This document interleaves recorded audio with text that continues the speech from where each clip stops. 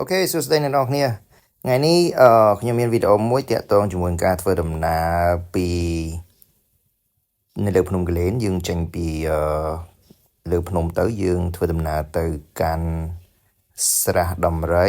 ហើយនឹងរូងបជាវហើយសម្រាប់ការធ្វើដំណើរនេះផងដែរយើងចំណាយពេលប្រហែលជាខ្ទង់ជិត1ម៉ោងដែរជិះម៉ូតូដោយសារតែយើងត្រូវឆ្លងកាត់ភូមិហើយក៏ដូចជាផ្លូវមួយចំនួនដែលមានការលំបាកអញ្ចឹងយើងត្រូវជួលម៉ូតូនៅលើភ្នំកលែនហ្នឹង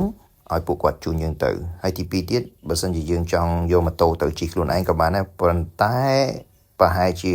មានការលំបាកនៅក្នុងការរកផ្លូវដែរដោយសារតែ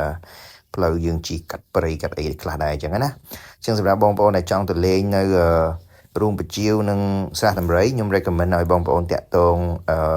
បងម៉ូតូនៅលើភ្នំហ្នឹងដើម្បីពួកគាត់ជូនទៅហើយទី2ទៀតគាត់ស្គាល់ភូមិសាស្ត្រច្បាស់បាទហើយនេះគឺជាទិដ្ឋភាពដែលយើងទៅដល់រូងបជាវហើយនៅក្នុងរូងបជាវហ្នឹងផងដែរក៏មាន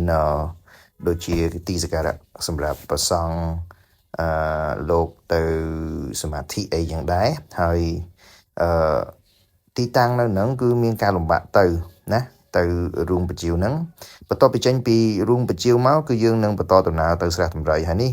បងប្អូនមើលទៅផ្លូវដែលយើងជិះចូលទៅពីរូងបជាវទៅស្រះដំរីហ្នឹងវាមានការលំបាកដែរអញ្ចឹងមានកន្លែងខ្លះក៏យើងឈប់ដើរហើយនេះភ្ញៀវរបស់ខ្ញុំគាត់ធ្វើដំណើរដើរខ្លះជិះខ្លះអញ្ចឹងទៅដើម្បីទៅបានឃើញនៅទិដ្ឋភាពរបស់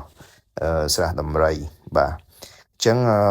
ការធ្វើដំណើរវាមានការលំបាកបន្តិចបន្តួចទេមិនជាលំបាកអីខ្លាំងទេហើយ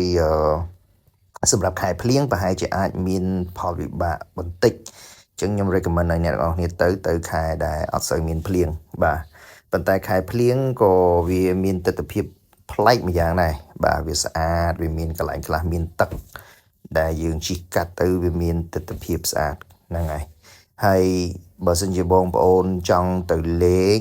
បងប្អូនគួរតែរៀបចំពេលវេលាបានត្រឹមត្រូវ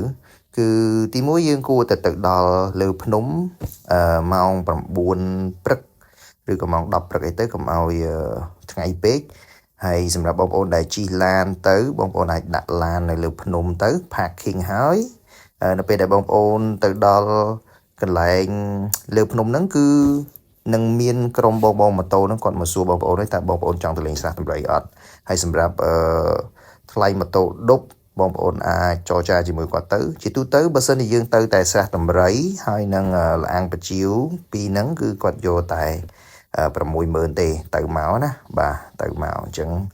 យើងមកម៉ូតូយើងជិះបានតែម្នាក់ទេអញ្ចឹង60000បាទនេះគឺជាទិដ្ឋភាពទៅពេលដែលយើងទៅដល់ស្រះដំរីហ្នឹងគឺថាទិដ្ឋភាពស្អាតហើយអត់មានប្រជាជនរស់នៅទេប៉ុន្តែមានអ្នកថែទាំមើលថែទាំកន្លែងស្រះដំរីហ្នឹងហើយ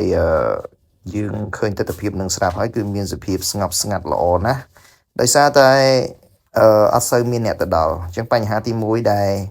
អត់សូវមានអ្នកទៅដល់ហ្នឹងគឺដោយសារផ្លូវហ្នឹងមានការលំបាកឬក៏អាចមកពីយើងមិនសូវបានផ្សព្វផ្សាយស៊ីជម្រៅទៅកន្លែងហ្នឹងអញ្ចឹងណាបាទអញ្ចឹងខ្ញុំសង្ឃឹមថាអ្នកទាំងអស់គ្នានឹងអាចឆ្លៀតពេលទៅលេងឲ្យបានម្ដងអីអញ្ចឹងទៅណាក្រែងថាមិនបានទៅស្គាល់បាទហើយនេះគឺជាទិដ្ឋភាពដែលយើងមើលពីលើភ្នំទៅបាទអញ្ចឹងសង្ឃឹមថាអ្នកទាំងអស់គ្នាបានទៅលេងម្ដងឲ្យស្គាល់បាទជួបគ្នានៅវីដេអូក្រោយ